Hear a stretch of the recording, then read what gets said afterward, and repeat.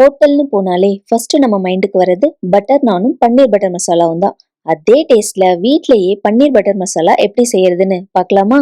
அதுக்கு ஒரு பேன்ல கொஞ்சம் எண்ணெய் ஊத்தி ஒரு பெரிய வெங்காயத்தை நறுக்கி சேர்த்து வெங்காயம் லைட்டா வதங்கினதும் 10 முந்திரி பருப்பு, இது கூடவே 4-5 பல் பூண்டு, ஒரு துண்டு இஞ்சி, 3 மீடியம் சைஸ் தக்காளியும் சேர்த்து சுருள வதங்கினதும் ஜாருக்கு மாத்தி நைஸா அரைச்சுக்கோங்க.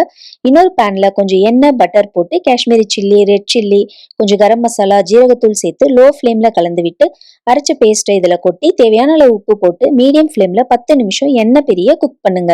இந்த கேப்ல இன்னொரு பேன்ல கொஞ்சம் பட்டர் போட்டு கட் பண்ணி வச்ச பன்னீர், குடமிளகாயை சேர்த்து 2 நிமிஷம் கலந்து விடுங்க. ஃபிளேவர்ஸ்க்காக கொஞ்சம் கரம் மசாலா, காஷ்மீரி சில்லி பவுடர் சேர்த்து மிக்ஸ் பண்ணி ரெடி பண்ணி வச்சிருக்க மசாலால சேர்த்து கொஞ்சம் கஸ்தூரி மேத்தியை தூவி 1/4 கப் தண்ணி சேர்த்து மீடியம் ஃப்ளேம்ல 5 நிமிஷம் குக் பண்ணுங்க. கடைசியா கொஞ்சம் ஃப்ரெஷ் கிரீமும் பட்டரும் போட்டு ஸ்டவ் ஆஃப் பண்ணிடுங்க. செம்ம டேஸ்டான பன்னீர் பட்டர் மசாலா ரெடி.